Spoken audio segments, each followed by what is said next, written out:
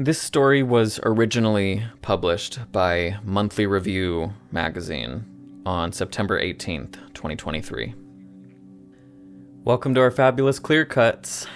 That's what my friend Tyranny said to me, gesturing out the car window to the bare, scrubby hillsides, denuded of their former pine trees.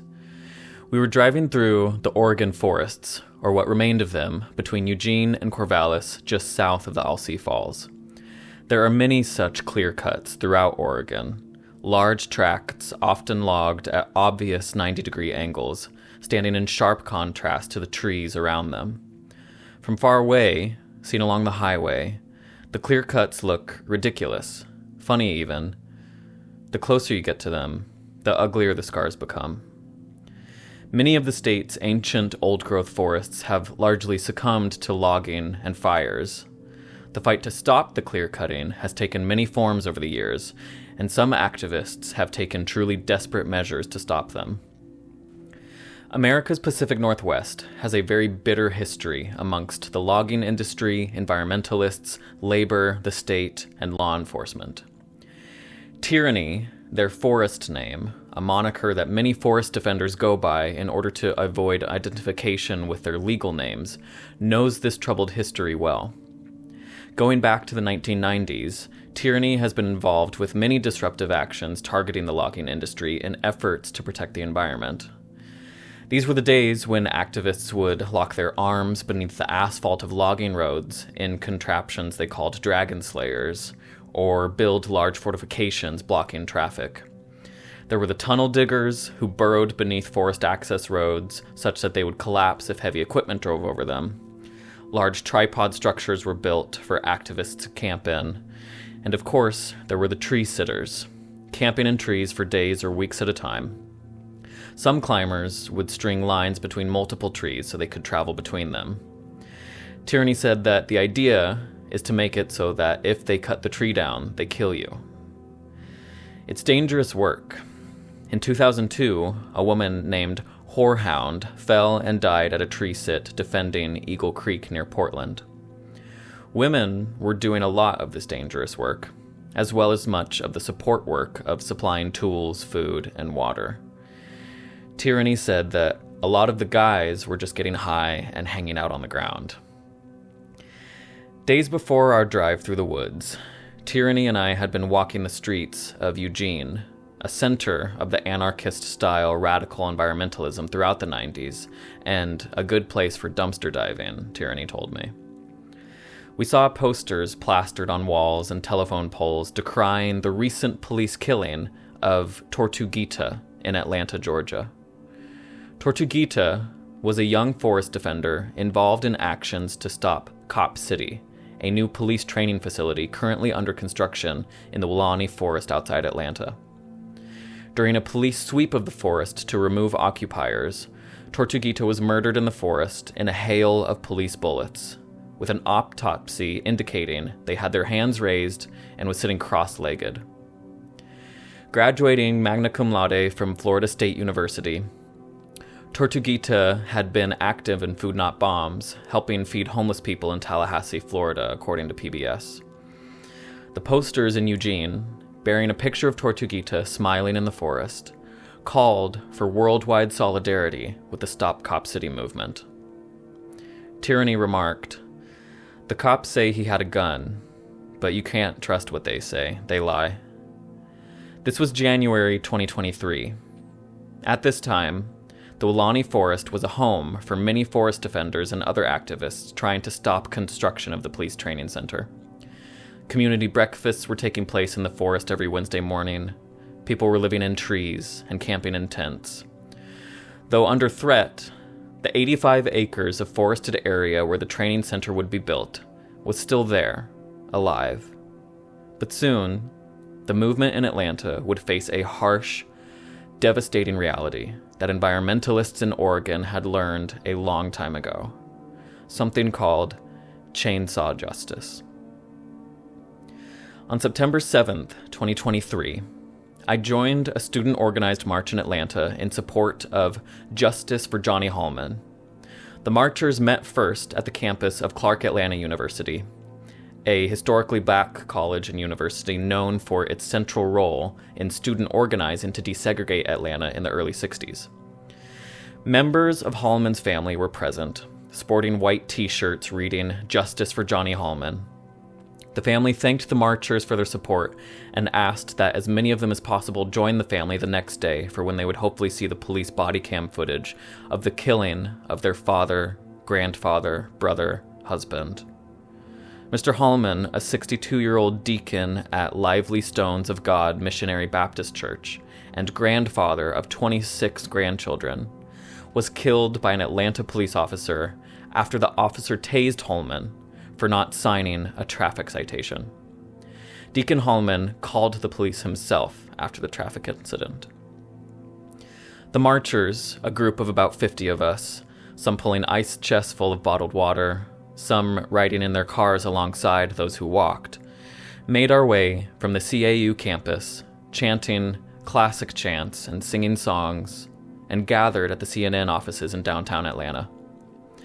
With the call and response chant of "Say his name," I had to stop myself multiple times from saying George Floyd in response.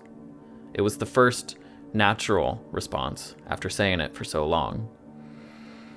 Before the march got going, as I was driving to the college, I passed the CNN building and saw a good number of police vehicles parked in front of it, including a couple prisoner transports, a bureaucratic term for paddy wagons. Perhaps after seeing our relatively low numbers and that we were sticking to the sidewalk, most of the police left CNN before we even got there, leaving only a couple vehicles and 3 or 4 officers. Once at CNN, a few speakers got on the megaphone, starting with a student named Malik, who sported a t-shirt with a picture of the Black Panthers on it and the caption, "Homeland Security, Fighting Terrorism Since 1966. In his speech, which he said he prepared ahead of time so that he didn't just ramble and cuss for 10 minutes, he tied Hallman's killing to a bipartisan system that is intent on building Cop City in response to the 2020 George Floyd uprisings. He said the rulers of Georgia are scared. Making reference to the mayor of Atlanta, Andre Dickens, visiting local black colleges to garner support for Cop City, Malik said, "Andre came to the AUC, to Clark, Spelman, Morehouse, Morris Brown, and ITC, begging for the stamp of approval, for Black America's future leaders, for the Black middle class, and we denied him. That's right. He was hoping to avoid yet another student uprising, like in the 60s and 70s, that started here in Atlanta. Because he fears the power that another uprising could have." That's right. Malik went on. "We stand unified with our community and with our people because we are not confused, no matter how much the enemy tries to confuse us. Amen. We know who the enemy is, and we have to be clear about it. This family and this city are not suffering because of a couple bad eggs. They're suffering because of a system. And it's not a broken system. It's a corrupt system. There is a difference. It is working just fine. It's worked perfectly fine for the last 500 years. Not just against us Africans, but against our indigenous brothers and sisters and working class people everywhere. That's right. All over the world. The boot heel of white supremacist capitalism has laid its hands on our people. Across all 7 continents, imperialism has run amok. Boom. This is nothing more than imperialism at home. These people are not here to protect you, they are an occupying force. Amen. And they routinely kill people on purpose because it instills fear. It instills fear. What do you call it when someone commits an act of violence in order to instill fear? You call that terrorism, don't you? Isn't it ironic how they call us the very thing they are? Right. With that last statement, Malik was referring to the over 40 activists who were arrested in the Weelaunee Forest and charged with domestic terrorism offenses. 2 days before this march for Hallman, all of those previously arrested on terror charges, as well as others, were indicted on RICO charges, a charge designed to bring down criminal organizations, such as the mob, by tying all of its members to a criminal conspiracy, regardless of the severity of individual offenses. Some of those indicted were previously arrested at gunpoint for running a bail fund for imprisoned activists, a longtime mutual aid tactic of civil rights movements. Others were arrested for nothing more than posting flyers which identified a cop involved in Tortuguita's murder. On the very morning of the March for Hallman, 5 activists staged a work stoppage at the forest construction site by chaining themselves to a construction vehicle and live streaming their actions. All 5 were shortly arrested thereafter. Malik closed his speech with the call and response chant made famous by Black Panther chairman Fred Hampton, Malik being about the same age as Hampton, and that chant always seeming more real from Hampton's lips than from any others. I am a revolutionary! I am a revolutionary! A revolutionary! That's it. All power to the people! All power to the people! Another speaker got up and lamented the fact that we had to be there that day, that students shouldn't have to be leaving their schools to decry yet another police killing. He became visibly verklempt as he talked, and the crowd cheered him through it. Later, a woman got up and sang, "A change is gonna come." Another man came up and tied the movement to defend the Weelaunee Forest to efforts throughout the South's history at protecting indigenous land, and how the Black community has often failed to stand up with their indigenous brothers and sisters. The powers that be have stolen the land, he said. Right? And they wanted to break that power. That is where Jim Crow comes from. That is where the claim comes through. That is where the lynching comes through. To kick Black people off land and to send you to the cities. And what's happening in the cities? The police are shooting. So at some point in time, ain't nowhere else to run. We've been kicking off the land to the city. In the city, you're being gentrified out, we're being shot out, and now where you gonna go? There's no place to run. Another woman spoke of the need to step up the pressure against the existing power structure, saying, And we have to be vocal about it. We have to be revolutionaries. We can't just sit idle. We can't just be in the AUC and chilling and, doing our work and being a part of organizations if it means nothing in the world. At the end of the speeches, we all gathered in a circle and linked arms. A professor from the college affirmed the solidarity of our march that day, spoke of the importance of a youth-led movement, and reminded people to be there for the Hallman family the next day after they watched the body cam footage. Walking back to our cars, one of the marchers told me that a vigil would be happening that night at the DeKalb County Jail in Decatur for the 5 people arrested at the construction site that morning. I told them I would be there. We chatted about the destruction of the forest. They said, "It hurts. It's so horrible seeing it."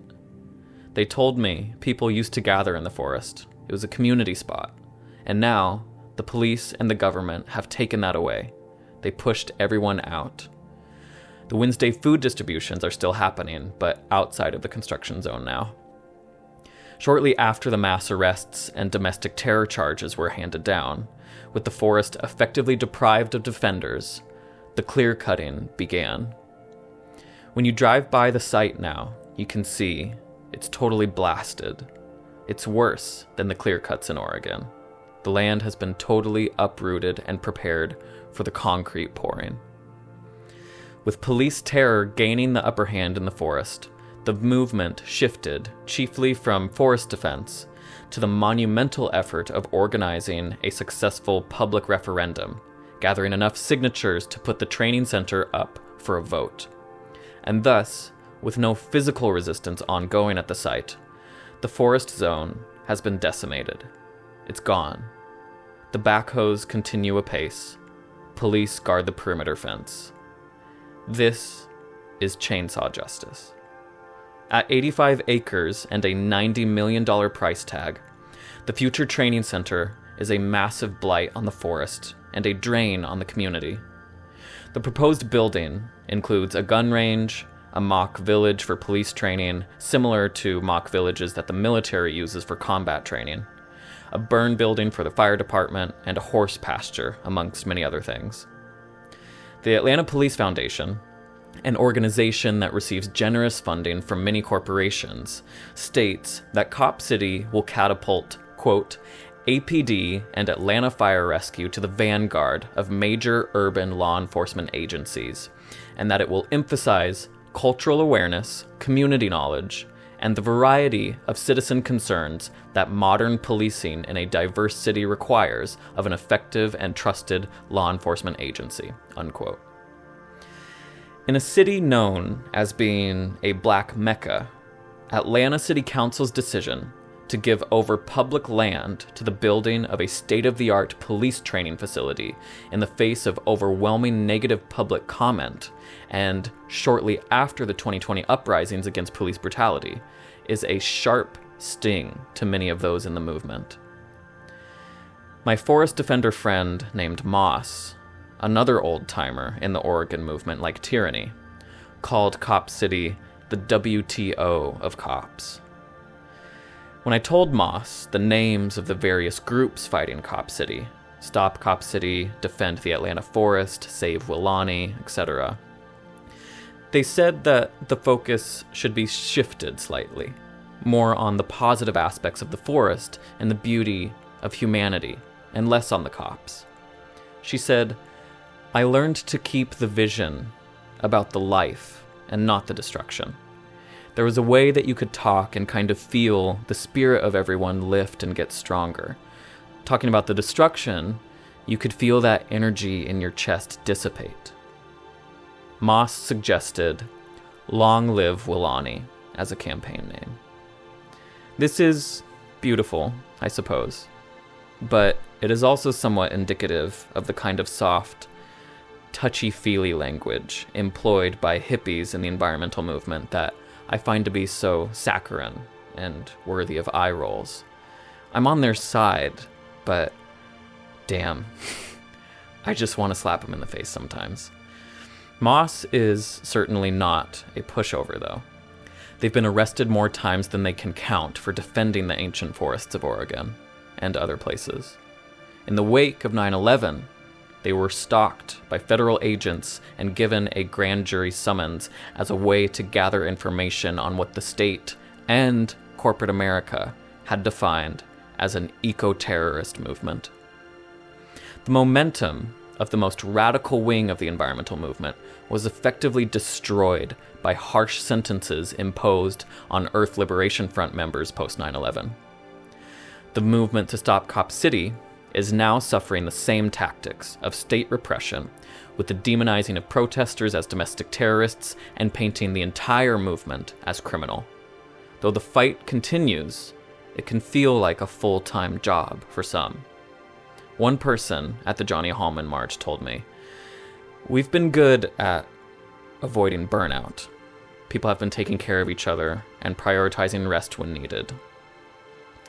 Exhaustion is always a problem with frontline movements. Tyranny would tell me that it's a young person's game. When it comes to defending the trees, there is a tendency to feel like you're never doing enough. Being on the front lines drains you, Tyranny said. We tied up our self-esteem with our actions. There's this attitude of, what have you done for the earth lately? Being on the front lines for years, people get burned out. And then they find that they've bound their self-worth with always being a part of the action. They need to find a way to reorient themselves. The importance of self-care and mutual aid have a lot of prominence in the movement in Atlanta today. Of course, burnout in the face of police terror is a real and serious thing. But with the trees being cut every day, lost forever, how the movement overcomes the problem of burnout to maintain consistent resistance is an essential question. Later that night, after the Johnny Hallman March, when I got to the DeKalb County Jail in Decatur, around 20 people were standing on the sidewalk outside the building, candles and signs in hand. One person led everyone in a song called Do the Right Thing by Ages and Ages, which is a relatively new song, that seems to have become a staple in the movement. 2 women Unitarian reverends were present and speaking to reporters. 2 of the prisoners arrested that morning were fellow clergy members. One of the reverends outside the jail spent hours trying to visit the prisoners, but was not allowed inside the building. Also present was Rabbi Mike of the local Bet Havram synagogue. The rabbi said that he tried to bail out one of the prisoners, but was told that they had not even seen a judge that day, no bond had been set, and they probably would not get out until at least the next day. The Bet Havram synagogue is a liberal, reformist-style synagogue, founded by gay and lesbian Jews. One person at the vigil told me they moved to Atlanta partially because Bet Havram was one of the few gay synagogues in the country. One of the prisoners, Iola, called one of the vigil members and said they were being denied their medication. A few people discussed starting a campaign on social media for people to call the prison demanding that their medication be supplied. According to one person, the prisoners were being charged with trespassing and obstructing an officer, but thankfully, as of yet, no terrorism charges. "We'll see," I said. Not to be a downer, but the state can throw whatever they want at you whenever they want. It wasn't until over 2 years after Jessica Resnick and Ruby Montoya were arrested for damaging oil pipelines that they were given domestic terrorism enhancements. The prisoners in DeKalb County Jail that day have since been released without having to pay bail and were given do not return orders for the construction site. As that night went on and people at the vigil grew tired, the numbers slowly started to dwindle. Some people had already been at a rally that morning at the construction zone in support of the occupiers. Talking with one of the remaining attendees, they again tied the building of Cop City and the suppression of forest defenders directly to Atlanta's fear over another uprising like 2020. They referenced something called the Atlanta Way, the liberal notion that the city's black misleadership class and its white upper-class business interests largely work together and are in agreement on race relations. This person talked about the public-private partnerships that have defined Atlanta and, indeed, much of the neoliberal era.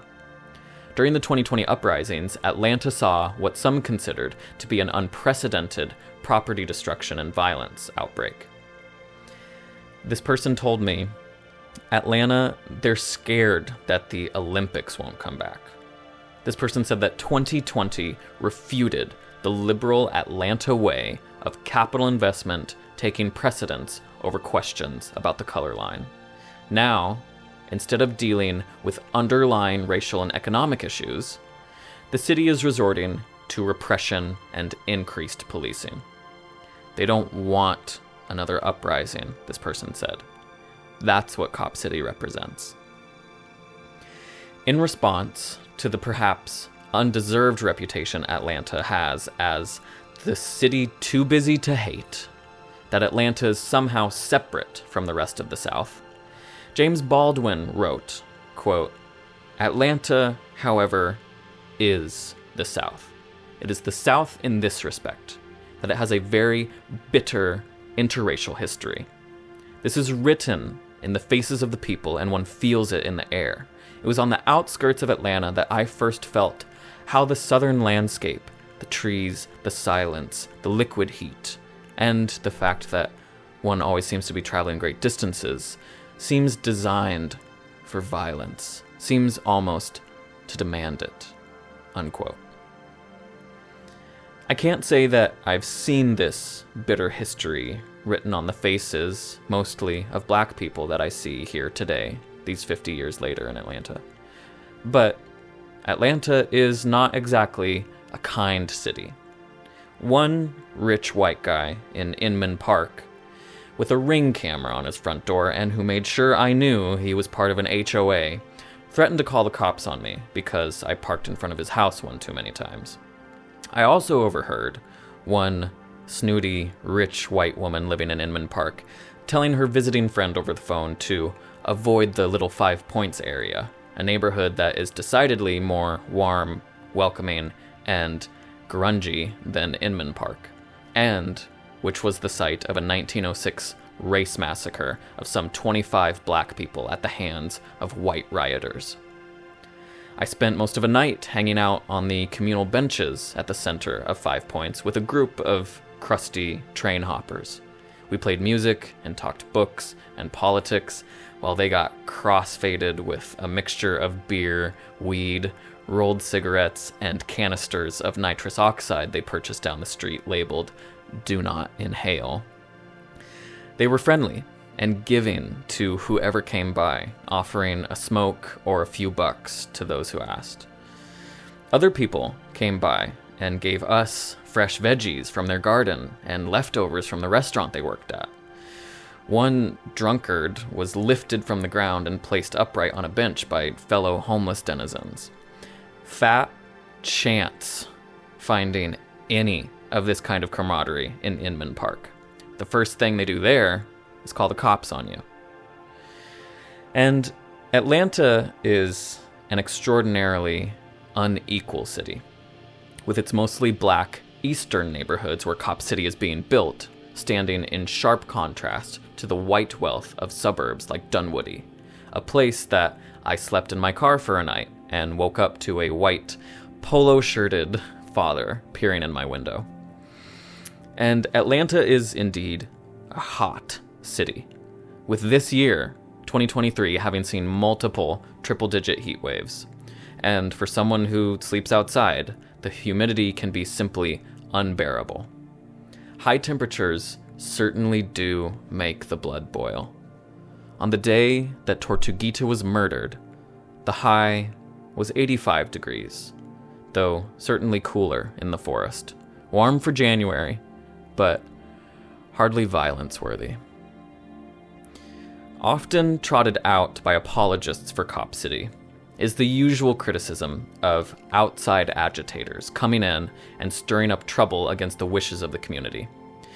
It is important here on this issue to have some nuance and make some distinctions. It is one thing for masked black bloc anarchists to come into a community and break windows and throw Molotov cocktails at cop cars without any regard for what local organizers in the movement want. After this kind of property destruction happened at the construction site in March of this year, Bernice King, daughter of Martin Luther King Jr., and the King Center began to distance themselves from the movement, one activist told me. They said, "Black people don't like seeing Molotov cocktails being thrown around. People threw bombs into Martin Luther King's house." Now, coming into someone else's community as an activist must bring with it a sense of humility and a commitment to listening first and acting second. I can tell you that I heard a leading organizer at one of these events say that they've never really been concerned with legality and that they think it's time to learn from our eco-terrorist brothers and sisters. Another person who was born and raised in Atlanta said they haven't been involved with the referendum campaign because they don't do electoral politics and instead focus on mutual aid, a notion that was explicitly cited in the RICO indictments as evidence of anarchistic criminality. Mutual aid. The left has always stood for solidarity across borders. In a recent online meeting with Cornel West, organized by Georgia conservation voters in response to the RICO indictments, Dr. West emphasized the importance of solidarity and, as he put it, universality in movements for justice, and that this keeps alive the legacies of Martin Luther King Jr. and Fannie Lou Hamer. He said, "It means that we had to straighten our backs up and take a stand in the name of solidarity." I know the title has allies in it, but I'm not one to use the word allies. That's not my language at all. Bill Evans playing the piano for Miles Quartet. He's a vanilla brother. He's a white brother. He ain't no ally in the band. He's in the motherfucking band. And the question is, we all got to be in the band. It's like Gregory playing the drums for Sly and the Family Stone. He's a white brother. He ain't no white ally in the band. He's in the motherfucking band. And the question, we either choose to be in the band or we choose to be spectators, no matter what color you are. It's a human choice of integrity, honesty, decency, courage. And that's precisely what this movement has been and is and will continue to be as the referendum kicks in and as more and more of us, and we plan to go there in person in ATL, town. Of course, every movement, especially non-hierarchical ones, which so far Stop Cop City has largely been, will have differences of opinion on tactics. Of course, as an outsider deliberating questions of property destruction, it is best to defer to community leaders. But those who a priori decry activists from outside of Georgia coming in to help stop Cop City seem to be unlearned on the concepts of solidarity and comradeship. The timber wars of the Pacific Northwest saw many environmentalists from around the world join in the struggle because a threat to the environment anywhere is a threat to the environment everywhere. Wizened tree sitters have important skills to share. The civil rights movement, that much vaunted American movement in the liberal mind, saw many people from the North come down to help organize during the 1964 Freedom Summer. Some of those outside agitators were murdered by the KKK. Left-wing movements have always had an internationalist tendency because they recognize that their struggles against capitalism are interconnected. The Vietnamese War for Liberation was boosted immensely by Chinese and Soviet arms, as well as much left-wing sympathy throughout the West. The Spanish Civil War was lost to fascism because the Republic of Spain and the scrappy international brigades could not get modern weaponry from any of their formerly allied capitalist nations. Britain wasn't helping, the United States wasn't helping, they had to rely only on antiquated supplies from Russia. Wherever sparks are flying, there the left must be in solidarity. We fight and suffer and rise and fall together. One activist who attended the meeting with Cornel West revealed that there were plans in the works for mass civil disobedience actions to happen sometime in November.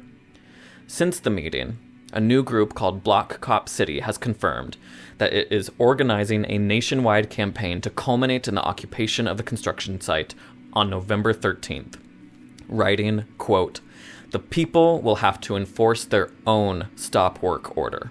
This is the only way to honor the overwhelming popular sentiment in favor of ending this project. With our future on the line and the whole world watching, we'll take a stand to bend the course of history," unquote. Block Cop City is explicit that this will be a non-violent direct action. Organizers will be going on a nationwide speaking tour and are encouraging autonomous affinity groups to travel to Atlanta for the action.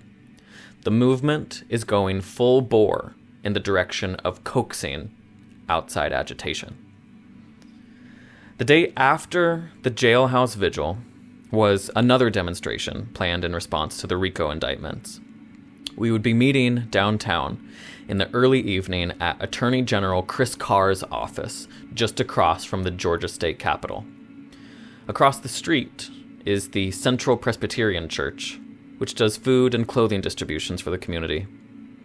In the church's yard flew a rainbow pride flag and trans pride flag.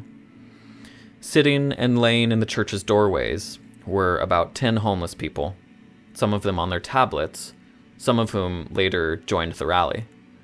The sidewalk smelled like piss. When I arrived at the rally site, it was just me and 2 old women carrying signs. One of them, Lorraine, was known to me by reputation already, with her having been arrested for demonstrating against Home Depot for funding Cop City. There she was, with her beautiful, long gray braids and her full-body protest sign draped around her neck. The sign read, "I'm here because Tortuguita can't be. Stop Cop City." At first, I thought I was at the wrong place. There were only 3 of us, and the street in front of the Justice Building was closed to all traffic. The building itself looked like it was gutted and under construction. I walked all the way around the block to make sure there wasn't some place else we were supposed to be. When I got back to the starting point, more people had gathered, but it was still a pretty small group. At its height, around 100 people made it to the rally. Given the broad criminalization of protest that the RICO charges represented, given some of the social media furor I had seen from some well-known figures, and given the size of Atlanta, I suppose I expected bigger numbers. 2 little kids, dressed up as trees, were leading the crowd in chants of Protect the Forest and Stop Cop City. The first person up to speak was Kamau Franklin, a leader with the local community movement builders. When he first arrived, someone yelled, "Our fearless leader!" At this, the self-effacing Franklin looked behind him and pointed at someone else. Franklin reminded everyone that these RICO indictments, as worded, would have criminalized every person in the civil rights movement, and that this sets a worrying precedent for any organized dissent in the country. Franklin emphasized the intersecting struggles that the fight against Cop City and Atlanta's attitude of business as usual represents. He said, quote, "The reason you are out here today is because many of you have represented the core elements of this struggle.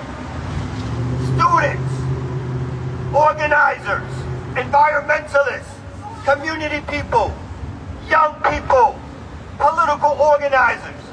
You have represented the core elements that have kept this struggle going for nearly 2.5 years.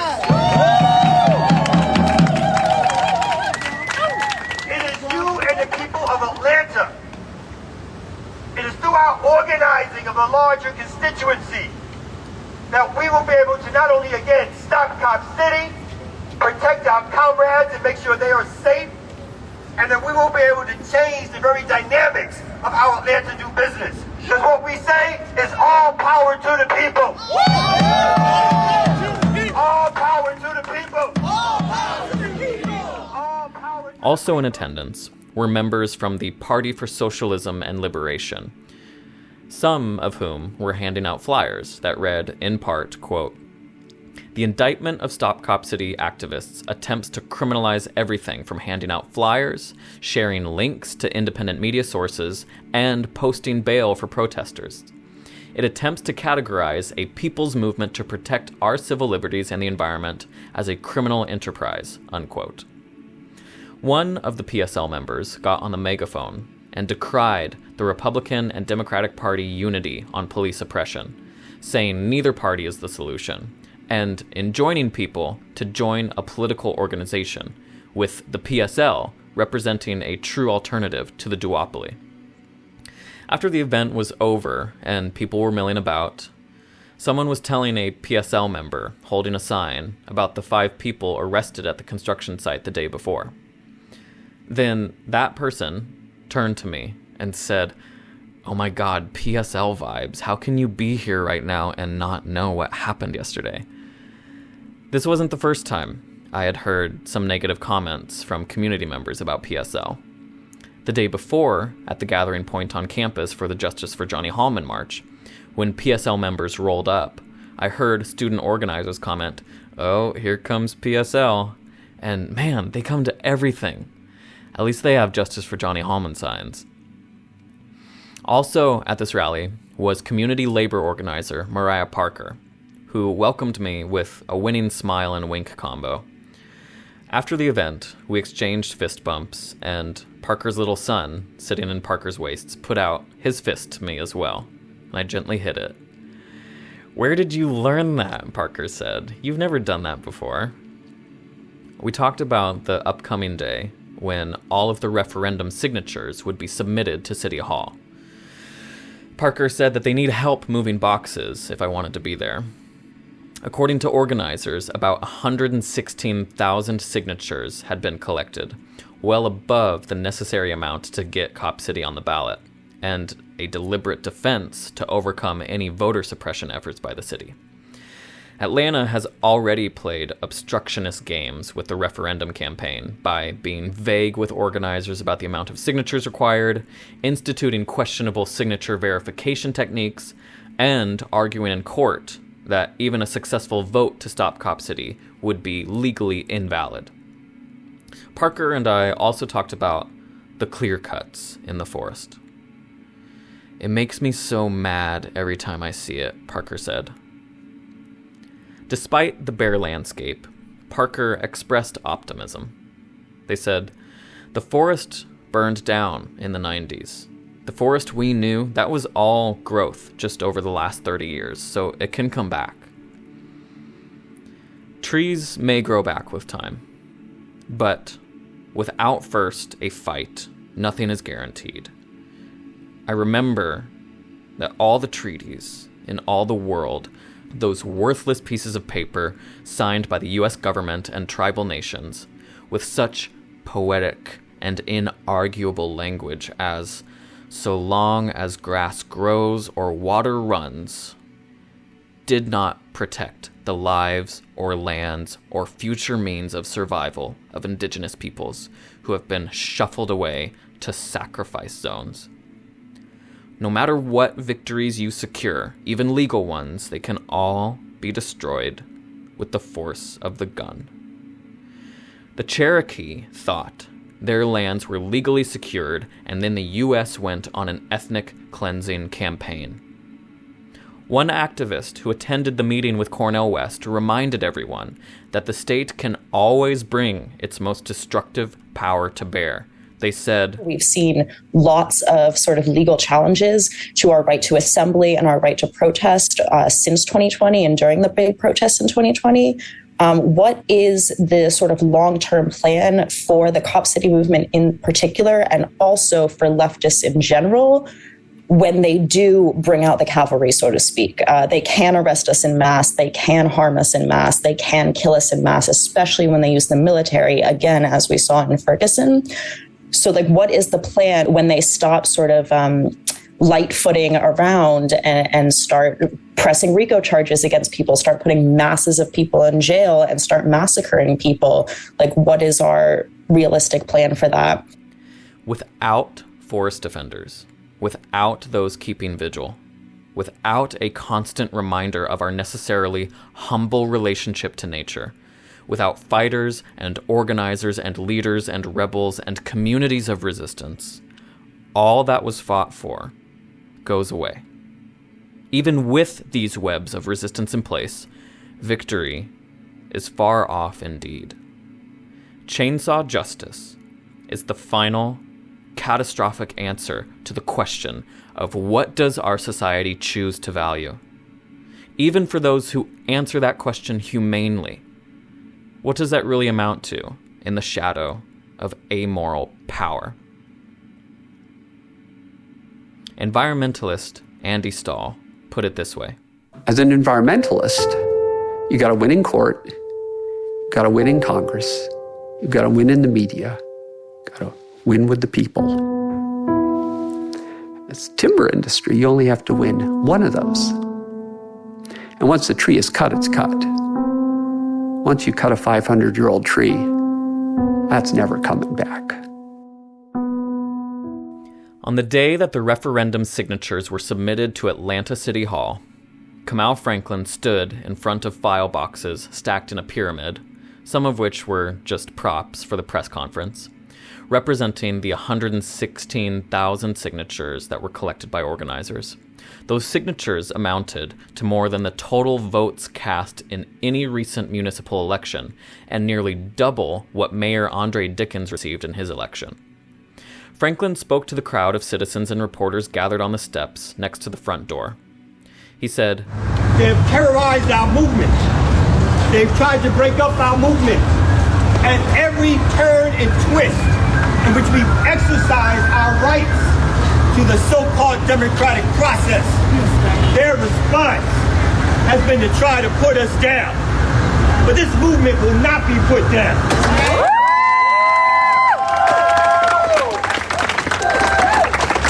This will be our last day out here.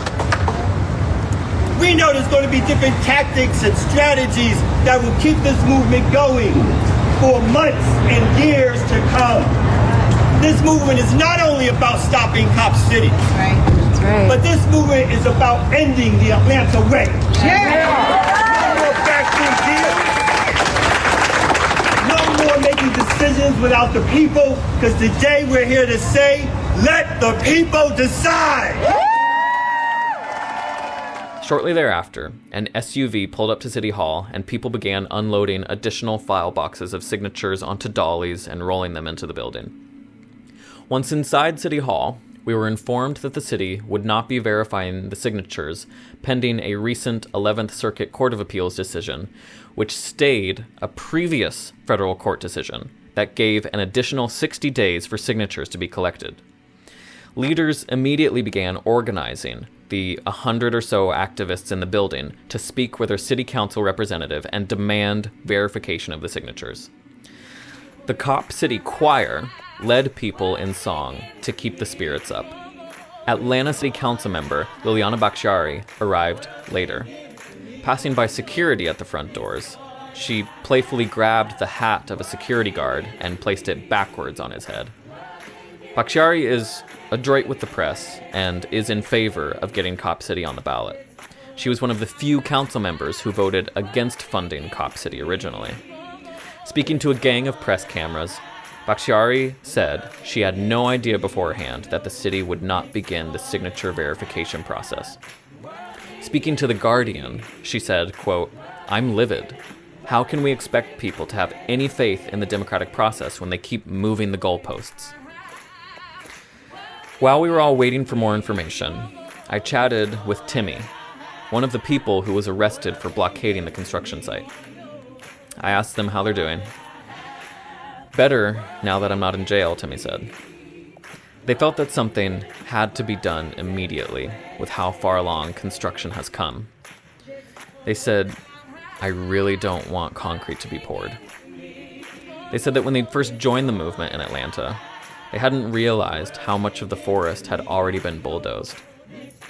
"When I saw it," Timmy said, "I could just feel my chest cave in. It's so revulsive."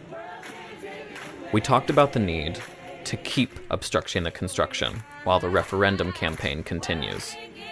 Timmy said, "I got a do not return order, but the other 500,000 people who live in Atlanta didn't, so I'll just say that." In the weeks after 9/11, with the state's anti-terrorism budget and rhetoric now exploding, Craig Roseborough, a spokesperson for Earth Liberation Front and Animal Liberation Front, was called to a congressional hearing on domestic terrorism. In a prepared statement to Congress, Roseborough said, quote, "If the U.S. government is truly concerned with eradicating terrorism in the world, then that effort must begin with abolishing U.S. imperialism. Members of this governing body, both in the House and Senate, as well as those who hold positions in the executive branch, constitute the largest group of terrorists and terrorist representatives currently threatening life on this planet. If the people of the United States, who the government is supposed to represent, are actually serious about creating a nation of peace, freedom, and justice, then there must be a serious effort made by any means necessary to abolish imperialism and U.S. governmental terrorism. The daily murder and destruction caused by this political organization is very real, and so the campaign by the people to stop it must be equally as potent." By any means necessary. People have been saying that phrase in Atlanta these days. Malcolm X is with us still. Mariah Parker was sworn in as county commissioner for Athens, Georgia, on a copy of the autobiography of Malcolm X. The cops are heeding the warning. It was Roseborough's sentiment that was floating in my head as I walked through the trails of the southern end of the Weelaunee Forest. Life is still there, in that corner of the woods, but it's getting smaller. beyond a nearby dirt parking lot, past the dilapidated Thomasville Cemetery, across the train tracks, and through the closed-down landfill, police vehicles are posted up along Key Road, surveilling the entrances to the Cop City construction site. Uniformed officers sit in the shade on plastic chairs, sipping from big orange water containers under pop-up tents. Walking along the wooded path, I can hear them over the hill there, the sound of chainsaws revving. The harsh buzzing stops me in my tracks. I stand still and just listen to the machines, staying quiet, soft focus on the trees all around me. I get chills. There's a dead cicada in the mud at my feet. I blink slowly. The sound, the cutting, hurts. I think about what has already been lost. I think about the seemingly unstoppable march of degradation in all of history. The many millions cut down in the fight for a better world. I think about my friends, Moss and Tyranny, and others like them. I think about the many clear cuts I've driven through in Oregon. Those moonscapes, those plucked chickens. Every tree that is cut is a loss for us forever. And it is a win for them.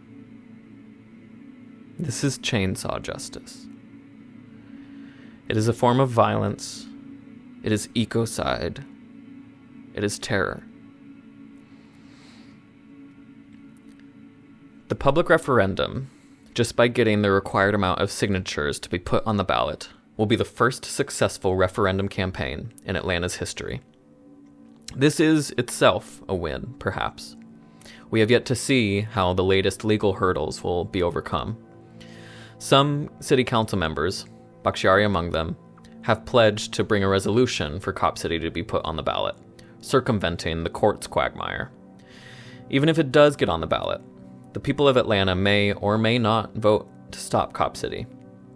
And regardless of the vote outcome, the trees have been cut. What will the movement do going forward? Our memory is long, said one organizer on the day the signatures were submitted to City Hall. If the vote fails, they will continue to organize, she said. Another term that has made its way to the movement is diversity of tactics. This is where the extra-legal means come in.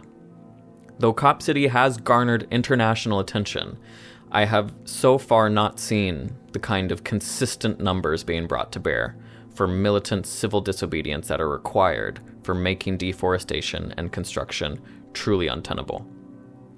The impending mass action being organized by Block Cop City in November is exactly the kind of broad-based militancy that is needed in this moment of devastation.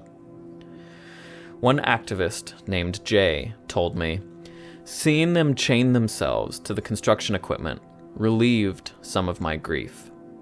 I was really grieving. I couldn't get people to come out to the site with me.